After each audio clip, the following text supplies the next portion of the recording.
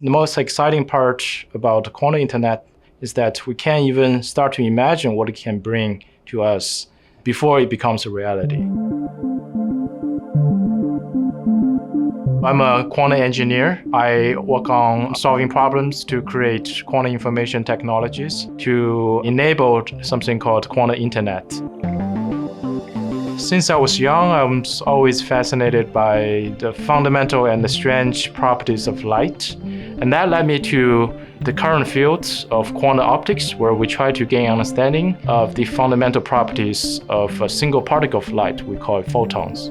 And these photons can be used in something we call the quantum internet. Quantum internet is fundamentally different from the classical internet we use today. So instead of connecting digital computers, it connects quantum hardware.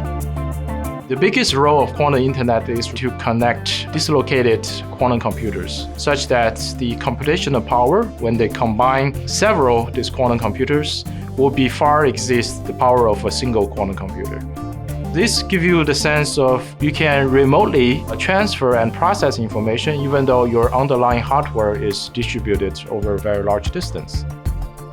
Quantum internet will promise a new way of communication that is essentially unhackable and is protected by the laws of physics. One way to build such a network is to create something called hybrid quantum interconnect. So another aspect we're trying to address is quantum repeaters, which extends the distance between a quantum hardwares. In terms of our ingredients, our daily playing field is about atoms, photons, and solids. We took a very bottom-up approach by creating materials in-house by ourselves. We selectively dope a very dilute amount of rare earth atoms, which have profound properties where they are immune to most of the noise in the environment. So in general, the low temperature environment helps to quiet down the noise coming from the environment. We need millikelvin dilution temperatures to quiet down the paramagnetic impurity atoms. Our experiment is kind of unique that requires both optical access and microwave access at lowest possible temperatures at the bottom of a dilution refrigerator. We do need to do some extra work to mitigate the vibrations that typically present in a dilution fridge. So for that, we work closely with our colleagues at Blueforce, and we custom designed this additional framework that surrounds the fridge to dampen or dissipate the vibrations that are coming from the moving parts of the fridge. We have to make sure that the photons emitted by these two atoms will meet somewhere in the middle of these fibers exactly at the same time.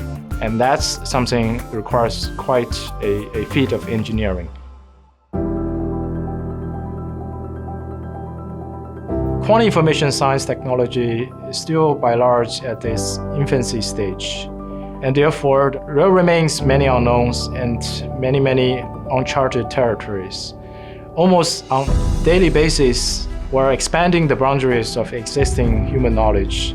At the same time, this expansion of knowledge can also potentially lead to something useful as an application, as an engineer.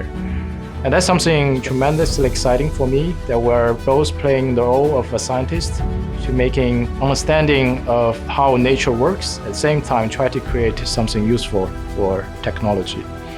That's something that keeps me wake up every day to come to the lab and work tirelessly with my students and the teams.